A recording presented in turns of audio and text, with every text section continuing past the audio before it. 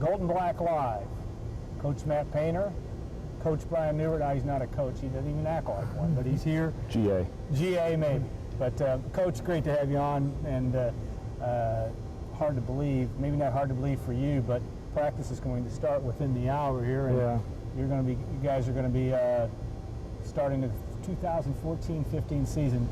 I know you're excited. What do you, day one, what do you want to get done? Well, for us, it's a little bit different now. When they move it up more or less 2 weeks. You know, it's the same number of practices. You're more or less, instead of having 1 day off starting around October 15th, now you have 2 days off. So you're just trying to start at ground zero and just build your way up. Obviously, you have the summer, you have your fall workouts, but when you look at it in the context of 2 hours for 8 weeks in the summer, there's 16 total hours, and then 2 hours for 5 weeks, you know, you're not, you know, getting very much time with the guys. So you try to introduce some things, you try to get them so when you get to that first day, they're familiar with it. But for the most part, you know, it's teaching. You know, you don't want it to be all teaching, because that competitive piece is so important. So it's really combining that and just really working with your guys and just seeing how they progress. You know, the further they can progress earlier on, the more that you can add, and the less. You don't want to miss a step. Very similar to algebra. Yeah. You miss a step and you get ahead of yourself, it'll come back to get you. So it's very important that you do a good job of teaching and getting everybody accustomed to your system. Yeah. We're all sitting here referring to this as the first day of practice. Yeah. But it's not your first practice. You just practiced Wednesday. Right. As a full team. How much has that helped things when it comes to day one of preseason practice, that you've been able to have these team sessions, especially when you have 5 freshmen? Well, I think it helps. The one thing it is, it's consistent across the board. I mean, everybody gets it, so you don't grab an advantage that way, per se. But it does help that they understand terminology. They've been through it a little bit, and then now when you start your practice, you don't have to stop every single time. I back away sometimes from individual workouts because that's how I am as a coach. I stop it. You know, I'm always stopping. I want you to do it right, and I want you to do it at a high level. When you have experience, that really helps with the flow of practice. When you don't, I just don't want somebody young in your program to say, hey, I'm doing this thing right, when in reality you're not. Because sometimes you don't know what they hear and what they don't hear. You know, how the show works, too, if you're new, is that you can chat us your questions. We have Coach Painter on for the first segment. Rafael Davis will join us in segment 2.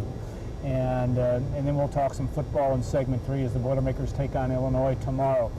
Have you ever, in your days of coaching, you know, a percentage of newcomers to scholarship players? I mean, this is somewhat of a new experience. You've been young, but what dynamic does that bring, the fact that you have so many new guys that are going to have to come in and be not only players on the court for when the season starts, but really be active on the practice court from the get-go? Well, each group's different, each individual is different, and even though, you know, I think some of the things that we have struggled with, we've corrected with these new guys in terms of knowing how to play, being able to dribble, pass, and shoot.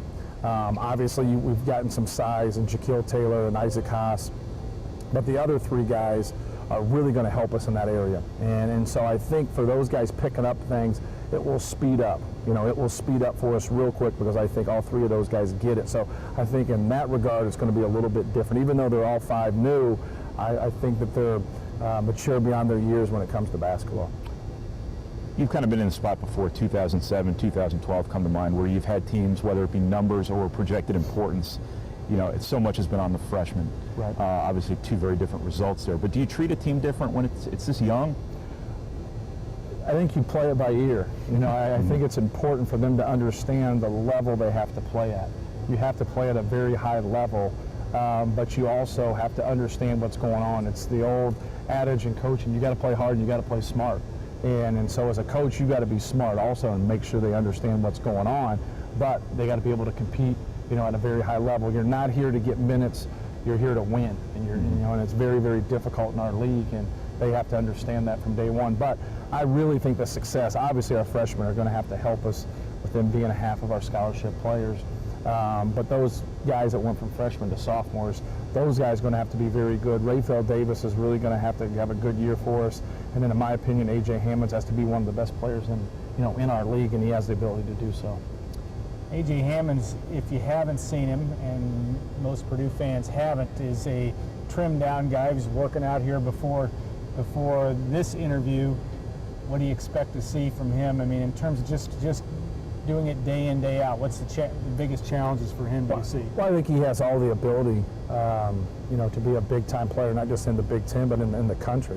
He's 7 foot. He can go over either shoulder. He's led your league in block shots. He can really shoot the basketball.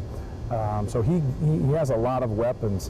For him, it's getting that consistency. I think with the additions and the subtractions, I think he's going to get more opportunities. I think we're going to do a better job of getting the ball inside, but it's also going to be an easier job because we're going to have more skill on the court.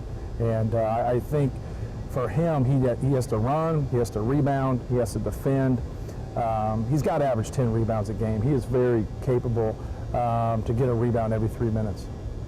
How would you describe this team's personality from what you've seen through the summer and what you've seen recruiting these guys? Well, I think they've really grown and meshed well together. I think they've really put in a lot of time and are holding each other accountable. But it's still early. It's you are who you are when adversity sets in. And once something goes wrong, I think that's going to be a great opportunity for us to grow at that time. You take a step backwards at that time and show your youth or show your immaturity. Sometimes you got guys that are older that are immature. Sometimes you have guys that are mature that are younger. I think that will be the telltale for us, because anytime you take a step backwards or something happens to you and you can grow from it, it's really a blessing. And we're getting a couple questions in. You've built teams that have gone very far in the NCAA tournament, made Big Ten championship runs. When you try to lay a foundation, what are the things you do now to start that? And begin that process to ultimately, every kid on this team would tell you, I want to play in the Final Four someday. Right. What do you do today to start that process? Well, first and foremost, from an offensive standpoint, you got to take care of the basketball. I think that's something in the past where, you obviously want to go win the game. And sometimes the game can get tricky on you and the ball doesn't go in for you. But don't lose the game. And I know that's a play on words in a sense, but take care of the basketball. I thought when we lost Etuan and Jawan, we had some shortcomings on that team, but we're the #1 team in the country in fewest turnovers. And so we always gave ourselves a chance because we didn't turn the basketball over. And then rebounding. I think if you can take care of the basketball and you can be successful rebounding, you're going to win the possession battle. You're giving yourself more chances. So I think it starts right there. But if you're not in the right frame of mind, when you have a team that has a lot of ability and they're not in the right frame of mind, I said, you're getting ready to get beat. And at times, you just have to be in the right frame of the mind. You have to be together, and then you have to go out and battle. And when you do those things, you're going to give yourself a chance. Obviously, if you take care of the ball and rebound, you really have given yourself a chance. How much do you like, though, guys to dream big? I know that on our Golden Black Radio this morning, Raphael Davis talked about, I want to win a national championship. That's really what we want to do here. And yet, it's also first steps, baby steps to be able to get to that. Right. But what do you expect in terms of your guys, in terms of the vision they're supposed to have when they walk in? When these freshmen, Dakota Mathias comes in, what do you want them to think? Well, you want them to dream big, but they got to, you got to put in that kind of effort. You can say it when you're a guy that puts in a lot of effort and puts in a lot of time. And Raphael Davis does that. Dakota Mathias, another example, he does that, even though he's just started his career here. But Ray's a guy that's put in that time. I talked about dreaming and your season and where you want to be, just like a game. People say, well, hey, we're going to beat our next opponent. Well, you better put yourself in position to beat them first. And it's the same thing with, trying to go to a Sweet 16 or a Final Four or win a national championship. You have to get in that tournament first. Yeah. And then once it's been proven here in the past 10 years that once you put yourself in that tournament and you have a respectable seed, not, just say, hey, the high seeds obviously have a better chance. The data proves that, but the data is also starting to prove it's starting to trend where the parity's really jumping in. And when that parity's live and you have some teams with a 7 seed, 8 seed, 9 seed are now in the Elite 8 Final Four, you got to get yourself in that position to be successful. You talk a lot about being in the right frame of mind, playing the game the right way. Doesn't seem like the last two teams fit those criteria. Right. Do you feel like there's things you and your staff specifically have to fix, or can that happen organically with the different personalities with this team? Well, I think in the last 2 years, if you look at the non-conference 2 years ago, we really struggled. And then if you look at conference play, we really made a stride in conference play. And That's why I chose to play in the postseason, because I saw that stride. Right. Then when we went non-conference the next year, we had a couple disappointing losses, but we still were solid. We still were 10-3. We won a couple games early in Big Ten play, and then we imploded. We went the wrong direction. And if you ever look into conference play, you get to that point where you're either going up or you're going down. There's really no plateauing at that point. So that was very disappointing, at that point. You really just have to learn from it. And it's what I've talked about. You have to get things corrected as a coach. And at that time, we felt like we were in a position to really play well, and we really beat ourselves. When you're second and worst in the league in turnovers and free throw percentage, or in there somewhere, you know what I mean? You're not giving yourself a chance to win games. So we would do some positive things and then shoot ourselves in the foot, and then we didn't handle adversity very well. But like I said, through the additions and the subtractions, I feel like we're in a better frame of mind. I know we're together more through a lot of things that we've done in the summer, here in the fall, and we're looking forward to a very good season. Is it more frustrating as a coach to lose a game to a better team on that night, or is it more frustrating to lose a game in which you feel like your team beat itself? The latter, because you try to prepare yourself and you try to get yourself ready, and then when you flat out beat yourself, you do things that really cause you to lose.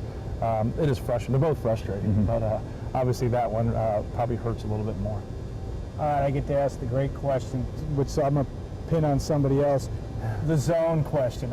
Coach, are you looking at 2-3, 2-1-2, 1-2-2, 3-2? When in all seriousness, what do you, that's been talked about in the off season. What's your thought process? We've done a couple different ones, and we're really just experimenting. And we've put in time with the practices that you discussed earlier with the zone. The one thing about putting things in and working on things, you're constantly working on your zone offense. So it's productive whether you do it or you don't do it. I just feel we have a couple different lineups to where we can really have a very good offensive lineup, then have some concerns on the defensive end, especially if you're going to pressure the basketball. With one particular group, but the other group obviously is playing ultimately big with Haas and Hammonds together. So we've experimented with that just a little bit, but we're going to continue to do that. We're going to continue to give both time, and I don't ever think that's going to be the backbone of what we do. We'll see. But because you want to be successful, and you want to, sometimes when you have personnel and you have a certain style and it doesn't fit, you have to do some other things. We have worked on it before. We have put in a zone before and worked on it, and then we've scrapped it as we've gotten into our season because we didn't feel like it suited our personnel. You have, through the bulk of your career, been a primarily man-to-man guy from a primarily man-to-man program in the modern era. I guess, do you kind of feel like a golfer swinging a hockey stick? You pretty comfortable with it? Well, you have to understand a zone to attack a zone. So you're constantly, as a coach, looking at, what they're doing and what their rules are. And so now when you have to teach it, sure, you're not as familiar with it as you are man-to-man, but also, you've been playing basketball and coaching basketball for a long time. So you just have to have your teaching points and understand who can shoot, who can't shoot, how people are trying to attack you. Are they using the short corner, the high post more? Are they ball screening? Are they screening the opposite outside of it? There's just a lot of different things that go into it. But it also gets pretty simple too at a certain point. And I like the fact of keeping those guys at the rim. We get isolated sometimes with our size in the last year and a half, and we've been stuck a little bit. I think we can do a better job man-to-man, but I also think keeping those guys at the rim more, I think will help us at times. But I also think they're both capable of playing man-to-man. Point guard play, obviously, been a hot topic in any successful team. That's an issue. You've got a true freshman in P.J. Thompson. You have maybe Bryson Scott. You've got others that could potentially work into that. Do you see those two being able to play together, or is that a silly question this early in the process? I think both of them would be the guys you look at right now as point guard. I think we have some other guys that are not a traditional point. Dakota Mathias is a guy that can really pass the basketball and he can handle the basketball. He doesn't have some of the point guard physical ability, but from A to B, there's no doubt he can get it to where it needs to be. And sometimes having a safe guy there is better at times. If you're going to allow, your speed and your quickness to really work for you and create offense, that's great. But if it creates more problems, that's where you got in trouble. And that's where we've gotten in trouble the past couple years, and our turnovers have been up, and our decision making have been up, but also our bad shots. Bad shots don't jump into a box score, and so it's like saying, hey, our turnovers are down, but yeah, our bad shots are up. They're turnovers also. So I think Bryson Scott is a guy that has a great opportunity in front of him. It was a big learning lesson for him last year, and he can't come into it in the same frame of mind, and I don't think he will. I think he has a great opportunity. He's in great shape. He's a hard-working kid. He has to learn the position, though. He has all the ability to be a really good point guard, but he's also got to understand when to go, when not to go, get his teammates involved. He's going to have to be pass first at times, at other times in the open court, and I think at the end of the shot clock, he can be more aggressive. But he's got a great opportunity. P.J. Thompson gives us a lot of the intangibles we were missing. He understands the game. He can make an open perimeter shot. He knows how to play. He has a good feel for what's going on, and at times he's just simple. Mm-hmm. Now, a lot of times in recruiting, and a lot of the times guys are getting evaluated. They don't get evaluated on that. The guys that are simple and keep things simple really help your team. Is it fair to say, though, too, you can kind of decentralize point guard responsibilities too around some other players? Yes. You've got some guys who can do things like Dakota and Vince. Sort of the way you used Rob. I don't want to compare anyone to Rob quite yet, but you have some guys at other positions who can really pass the ball. And the one thing that we try to do, and you get with Rob, and you use those names, and you got to try to get away from using their names, because you don't want guys to sit there and think, well, I'm going to slide right in here and I'm going to do exactly this. Yeah. Vince actually gives you someone who can dribble, pass, and shoot. He brought the ball up for his high school team, at times, and did a very good job with it. So he can do some of those things, handling the basketball and passing the basketball. Dakota has some of those qualities, but no, there's no question. Like when we started Keaton Grant, he wasn't the ideal point guard, but he was safe and he was sound. He ended up being a really good shooter, and he put a lot of time into his game. But it really helped with Chris Kramer there. It really helped with Rob Hummel there, with Keaton, because they take some of those responsibilities off them. And I think we could be that way with this group, especially with PJ. I think with PJ getting coming in, because PJ can do so many other things. He can make shots. He can move the basketball. Bryson's a guy that's good with the basketball and gets by that first level of defense. He's got to be able to make that decision when he gets to that backline defense, and then get other guys involved. Yeah, we have one more question each from us. We had a question about AJ and Isaac Haas. People haven't had a chance to see Isaac yet, most Purdue fans. What about him offensively? What can he do, and what do you want him to be able to do offensively? Well, he's a low post guy, at 7'2", 300 pounds. Having a guy like that, float around the perimeter wouldn't make a whole lot of sense. Keeping him at the rim, keeping him around the rim, and just continue to work on passing and catching, continuing and finishing around the basket. His offense is what surprised me the most. Obviously, we recruited him, we watched him, he can do some things offensively, but did I think he could come in right away and score the basketball over A.J. Hammonds as well as he has? No, I did not think that. And he has been able to score. That's the one thing about having two 7-footers, it's not fool's gold. You don't have a 7-footer scoring over a 6'7" guy in practice and think, hey man, we really got somebody here. They're scoring over the top of each other, and obviously A.J., I think it's elevated his game also. So, but I think Isaac is going to be fine, but I also don't want to put Isaac in the Hall of Fame quite yet. It's baby steps. It's getting him comfortable to what's going on. It's getting him changing ends, ball screen defense. Some of those things are going to be a struggle, because of the struggle for all huge guys. If you look at Shaq and you look at Sabonis and you look at some of those guys, they had issues in those areas. So you've got to be able to work with him and just get him to play to his strengths, and he'll be fine. He's a fun guy to be around. He's a fun guy to coach. He has a strong will, so we all know he has a lot of physical ability. You just segued right into my next question. You've got some magnetic personalities in that freshman class. What's the common denominator between those 5 guys that have made them so pleasant, to kind of be around this summer and could help your chemistry and whatnot? Well, I think that's, we've been lacking that a little bit, and trying to get back to get in the right guy at Purdue. I just feel like those guys all fit here and should be here, but it's also really pushing those guys to lead. And I know that's a crazy statement, but outside of Rayfeld Davis, those guys probably lead more. Maybe not every single one of them, but as a group, better than anybody in our team. Well, then they're going to need to do that. And sometimes as a freshman, you want to sit back and you want to wait because you don't think it's your place. And so we're always trying to get those guys to push. The one thing you can always do, no matter who you are, is lead by example. And just do what you're supposed to do and do it at a high level. All right, now we could continue this for another hour, but he doesn't have time for that. We appreciate the fact that you took time on your first day of workouts, official day of workouts, that is, to join us, Coach. Great luck the rest of the practice and into the season. We will take a 2-minute break and bring out Ray Davis and chat him up for 20 minutes or so before he heads to practice as well. So stay tuned. Short break on Gold and Black Live.